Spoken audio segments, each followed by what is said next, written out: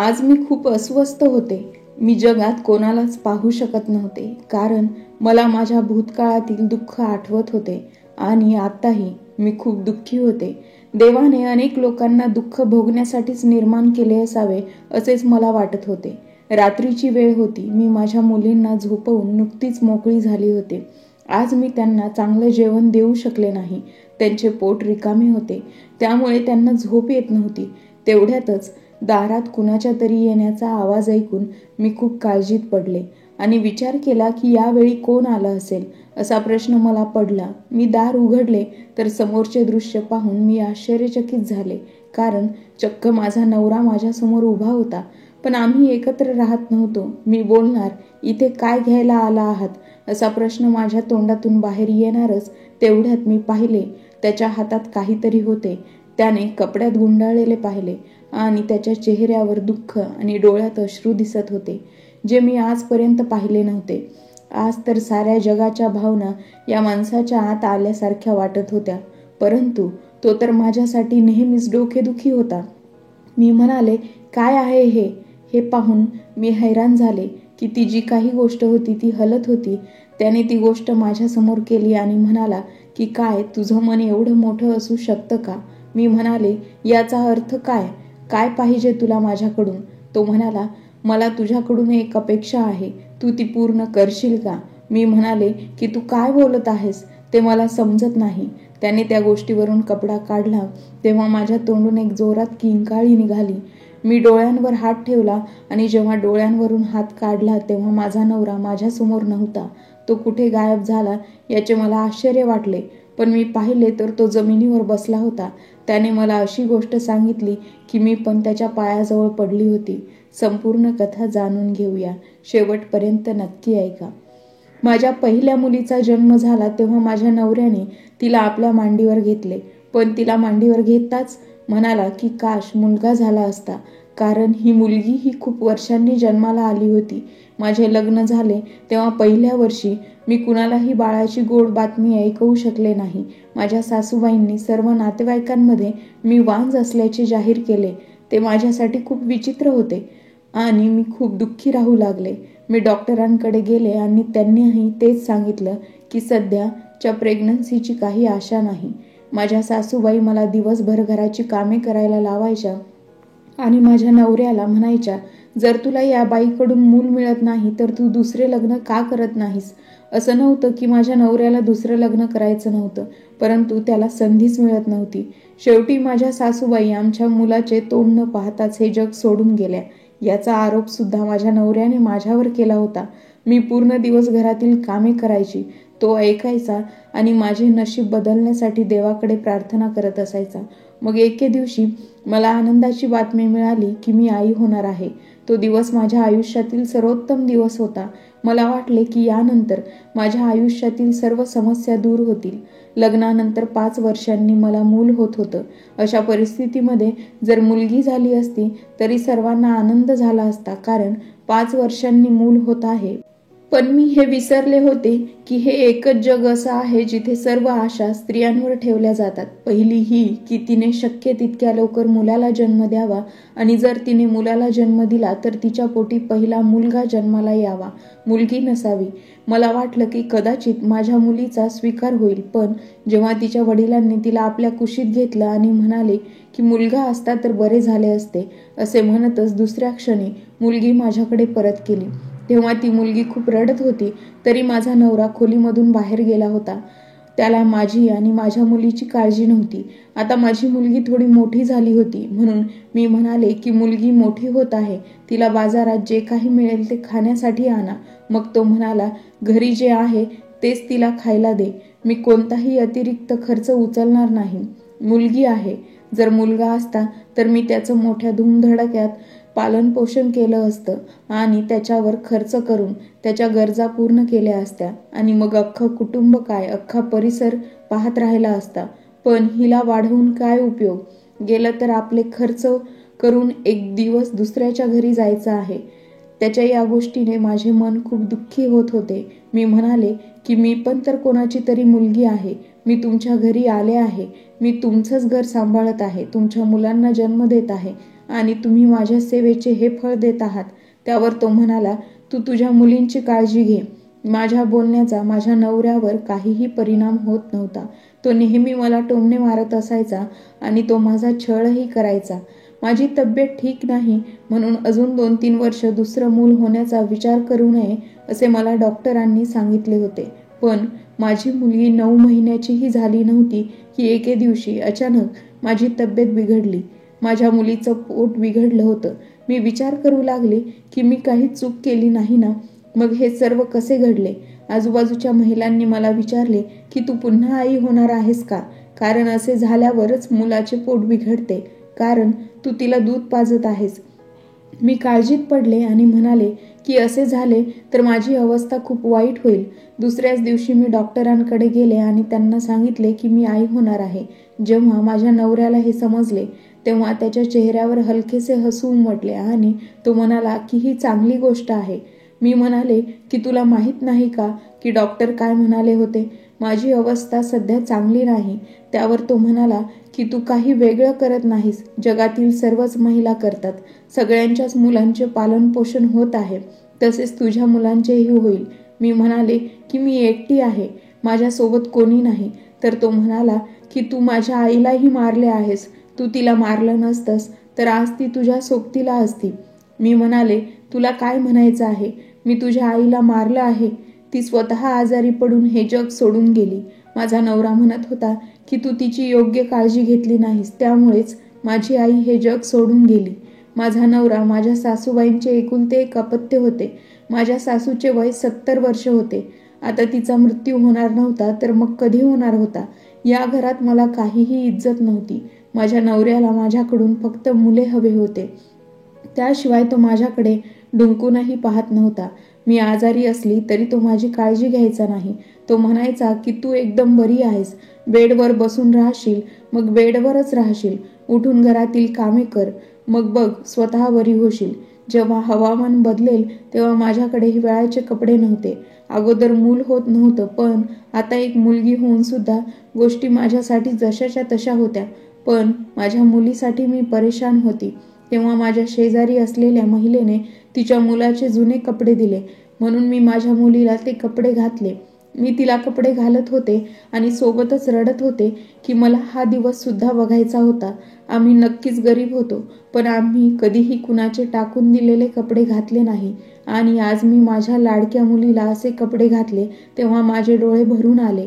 मी माझ्या नवऱ्याला माझ्या मुलीसाठी काहीतरी करायला सांगितलं तर तो म्हणाला की काही गरज नाही, आता वेळ तर भागत आहे ना.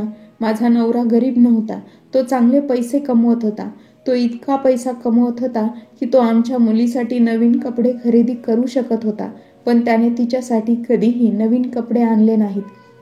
त्यामुळे आजूबाजूचे लोकही असेच म्हणाले, ही मुलगी तुमची आहे, मग या मुलीची अवस्था अशी कशी असते?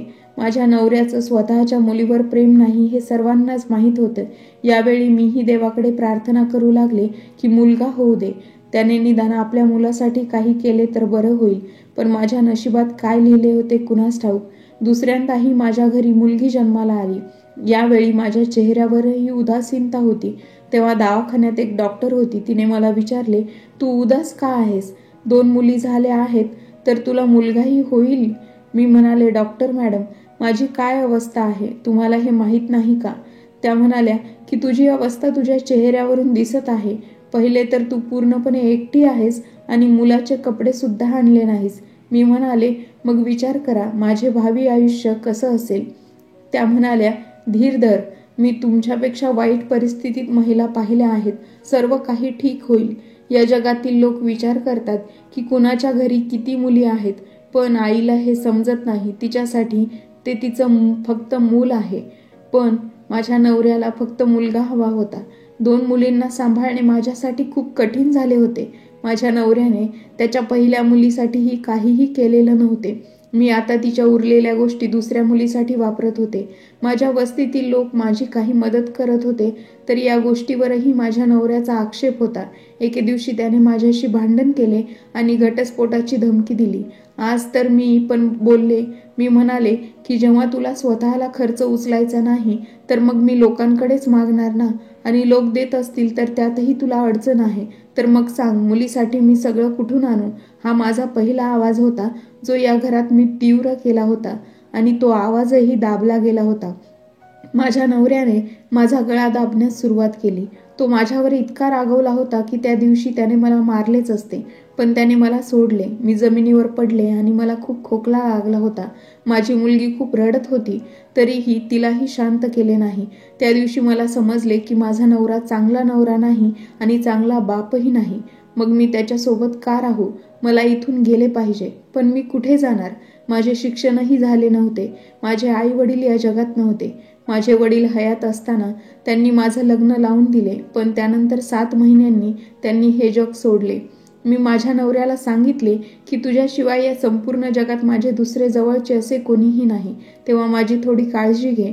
पण त्याच्या मनात माझ्याबद्दल काहीच भावना नव्हती. 8 महिने उलटून गेले होते. मी पुन्हा आई होणार होते. मी डॉक्टरांकडे गेल्यावर त्या म्हणाल्या, अगं, तुझ्याकडे अजिबात बुद्धी नाही का? आता तू पुन्हा गरोदर आहेस आणि यावेळी जर तुझा मृत्यू झाला तर तुझ्या मृत्यूस आम्ही जबाबदार असू. म्हणूनच मला तुझी ही केस घ्यायची नाही. तू दुसरीकडे जा. मी शांतपणे तिथून उठले.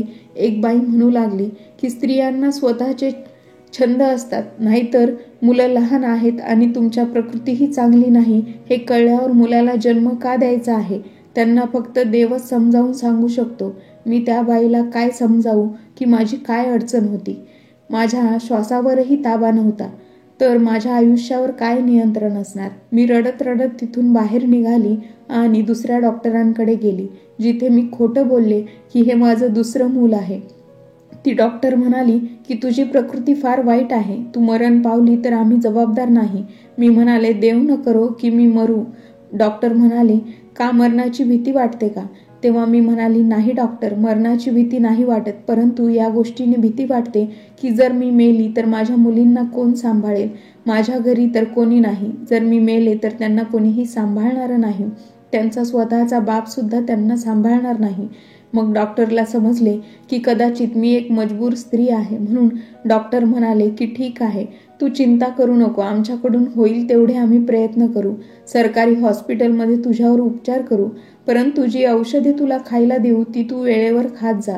घरी मात्र माझ्या नवऱ्याने एकच रट लावली होती की तू माहीत करून घे की पोटात मुलगा आहे की मुलगी. पहिल्या दोन्ही मुलींच्या जन्माच्या वेळेस तर त्याला या गोष्टीची अक्कल सुद्धा नव्हती आणि मीही माहीत करून घेतली नव्हती. पण यावेळेस तर त्याला कोणीतरी सांगितलं होतं की आपल्याला पहिले माहीतच पडतं की मुलगा होणार आहे की मुलगी. 5वा महिना सुरू झाला होता.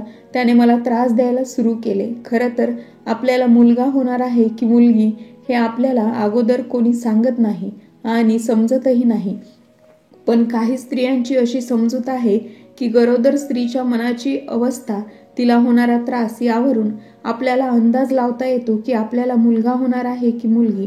पण माझ्या एकंदरीत लक्षणावरून असे वाटत होते की यावेळी सुद्धा मला मुलगी होईल. त्यामुळे माझं मन तर पूर्णपणे तुटून गेलं होतं. माझ्या नवऱ्याने जेव्हा मला सारखं सारखं विचारलं तेव्हा मी त्याला सांगितलं की मुलगा होणार आहे. तेव्हा तो खूप खुश झाला होता.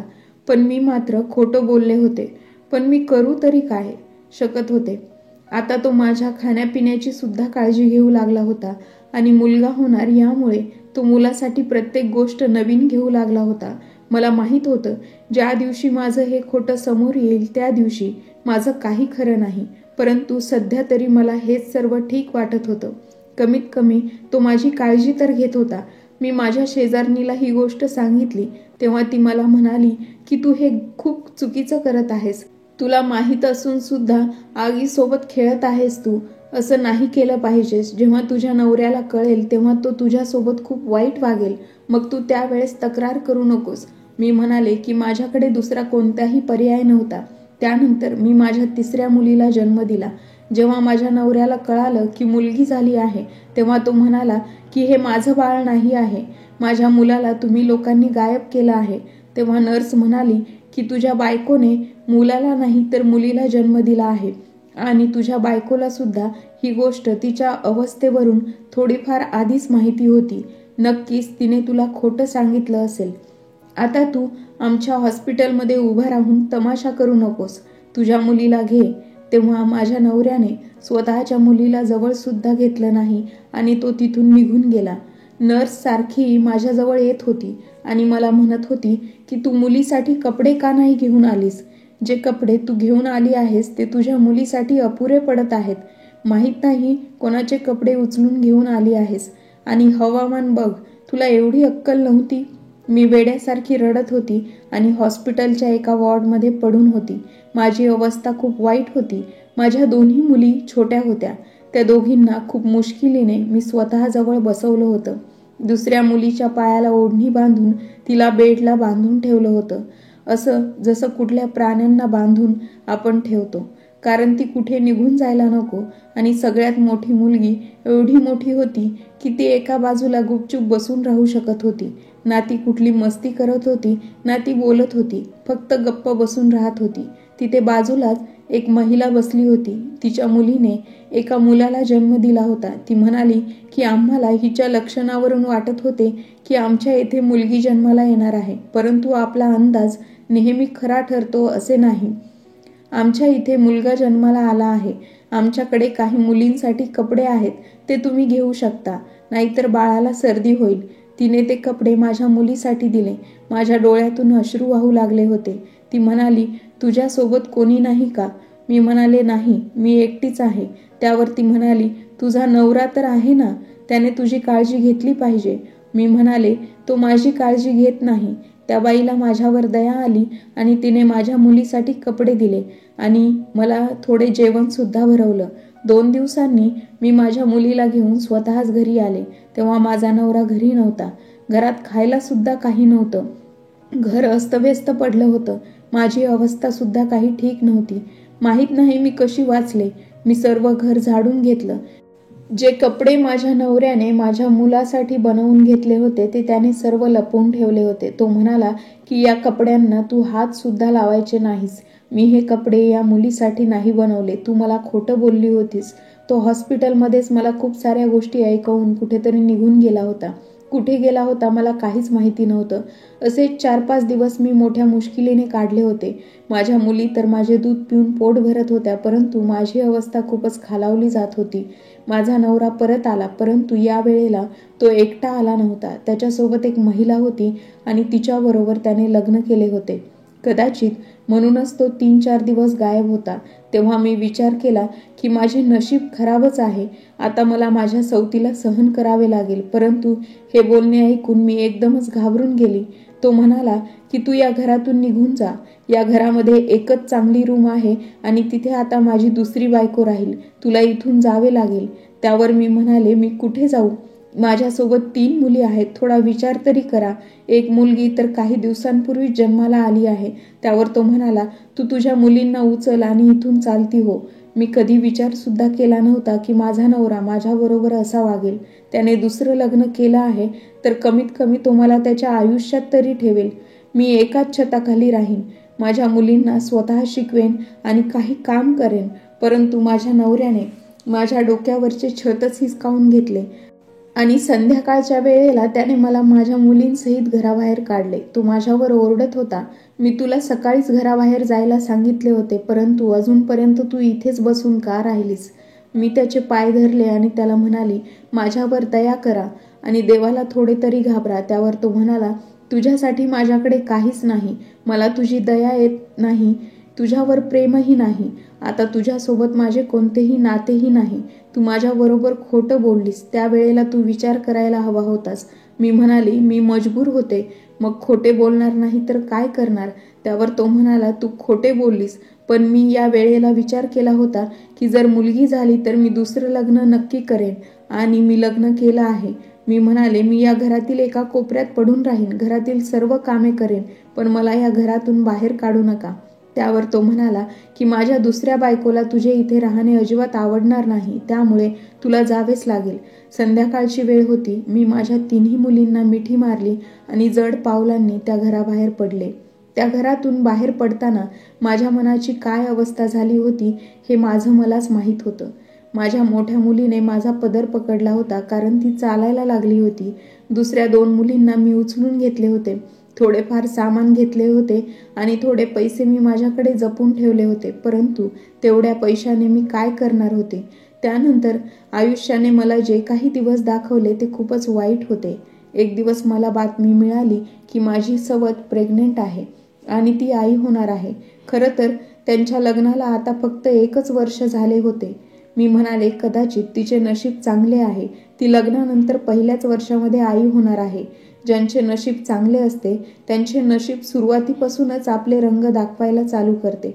पण माझ्यासारखे कमनशिबी एक दिवस सुद्धा चांगला पाहत नाहीत, जसे मी एक दिवस सुद्धा चांगला पाहिला नव्हता. माझ्या मुलींना नीट जेवण मिळत नव्हते. त्या कमजोर होत चालल्या होत्या. त्या आपल्या वयानुसार खूपच कमी वयाच्या वाटत होत्या. त्यांच्याकडे पाहून असे वाटत असायचे की त्या खूप कमी वयाच्या आहेत, पण प्रत्यक्षात मात्र त्यांचे वय जास्त होते. त्यांच्याकडे पाहून असे वाटत होते की त्या काही महिन्यांच्या असतील. त्यांची काळजी घेणे माझ्यासाठी खूप मुश्किल झाले होते. मी कधी विचार सुद्धा केला नव्हता की मी भीक मागेन, पण मागच्या 2 आठवड्यापासून मी भीक मागू लागले होते आणि त्यानंतर मला राहण्यासाठी एक जागा मिळाली होती. त्यासाठी मला माझ्या कानातील सोन्याचे झुमके द्यावे लागले होते, जी माझ्या बाबांची शेवटची आठवण होती आणि मी ती सांभाळून ठेवली होती. आता ते सुद्धा माझ्यापासून दूर गेले होते. अशा वेळेला मला फक्त माझ्या आईबाबांची आठवण येत होती, कारण मला माहीत होते जर ते आता असते तर त्यांनी माझ्यासोबत एक क्षण सुद्धा असे होऊ दिले नसते.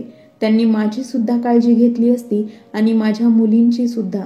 मला हृदयाजवळ कवटाळून माझी देखभाल करण्यासाठी ते जरी असते तरी त्यांच्या खांद्यावर मी डोके ठेवून रडू शकली असती, पण ते आता शक्य नव्हते. अशातच अजून एक बातमी मला मिळाली की माझ्या सवतीला मुलगा होणार आहे. तिला बाळ व्हायला अजून 2 महिने बाकी आहेत. तुझा नवरा तिचे खूप लाड नखरे पुरवत आहेत. घरात रोज नवीन नवीन पदार्थ बनवत आहेत. फळे सुद्धा आणली जातात. तिची तर 5ही बोटे तुपामध्ये आहेत. ही बातमी आमच्याच वस्तीतील एका महिलेने मला सांगितली होती. ती जे काही बोलत होती ते मी अगदी शांतपणे ऐकत होती. शेवटी मी म्हणाली, मी काय करू शकते? तिचे स्वतःचे नशीब आहे आणि मी कमनशिबी आहे. ही माझी काय चूक आहे? परंतु यामध्ये माझ्या मुलींची काय चूक आहे? त्यांच्यासोबत खूपच चुकीचं होत आहे. मला राहण्यासाठी आता एक छोटीशी खोली मिळाली होती. तिच्याच एका कोपऱ्यात थोडीशी जागा होती. मी जागा बाथरूमसाठी वापरत होते, कारण तिथून पाणी बाहेर निघून जात होते आणि त्याच्या बाजूला मी एक छोटासा टेबल ठेवून तिथे एक छोटेसे किचन बनवले होते. माझ्या किचनमध्ये फक्त एकच चूल होती. तिच्यावर मी चपाती करायची, मग त्यानंतर तिच्यावरच भाजी बनवायची. वस्तीतील लोकांकडून त्यांना नको असलेल्या वस्तू मी घेऊन यायची आणि त्यांचा वापर करत होते. कोणी चटई दिली तर कोणी जुने कपडे दिले तर काहींनी भांडी दिली. या सर्व गोष्टी एकत्र करून मी माझा संसार थाटला होता. माझ्या मुली नेहमी बाहेर जाण्यासाठी हट्ट करत असायच्या. त्या म्हणत असायच्या की आम्हाला खेळायचं आहे, परंतु मी त्यांना कधीच बाहेर जाऊ देत नव्हती, कारण मला भीती वाटायची की त्या कुठे हरवू नयेत. मी त्यांच्यावर खूप प्रेम करत होते. मी एका महिलेच्या घरी काम करत होते, परंतु ती महिला खूप गोष्टी मला ऐकवत असायची.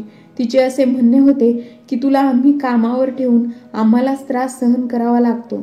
तू तुझ्याबरोबर 3-3 मुलींना घेऊन येतेस. त्यांच्या गोंधळांनी आमचं डोकं दुखतं. मी त्या महिलेला विनंती करत होते की मला कामावरून काढू नका. मी माझ्या मुलींना शांत करण्यासाठी त्यांच्यावर हात उगारत असायचे. तेव्हा त्या खूपच रडत असायच्या, परंतु मी जेव्हा त्यांना मारायचे तेव्हा मला असे वाटायचे की तो मार माझ्याच हृदयाला लागत आहे. पण मी काय करणार होते? माझा सर्व राग मी माझ्या मुलींवरच काढत होते. इच्छा नसताना सुद्धा त्यांच्यावर मी हात उचलत होते, परंतु आतूनच माझ्याच मनाला दुःख होऊन अश्रू बाहेर पडायचे. अशाच प्रकारे दिवस निघून जात होते. मला ही गोष्ट माहीत होती की माझ्या सवतीच्या घरी मुलगा जन्माला येणार आहे, पण आता मी विचार करू लागली होती की आतापर्यंत त्या मुलाने जन्मसुद्धा घेतला असेल. त्या दिवशी माझ्या मोठ्या मुलीला खूपच ताप आला होता. ती तापाने फणफणली होती. रात्रीची वेळ होती. पाऊस चालू होण्याचा अंदाज होता. समजत नव्हते मी काय करू. तिला एवढा ताप होता की तिच्यावर हात ठेवला तर असे वाटायचे की हात भाजेल. तिच्या डोक्यावर तर हातच ठेवला जाऊ शकत नव्हता. एवढे तिचे डोके गरम झाले होते. मला तिच्या डोक्यावर मिठाच्या पानाच्या घड्या ठेवायच्या होत्या, पण घरात शिल्लक मीठ सुद्धा नव्हते.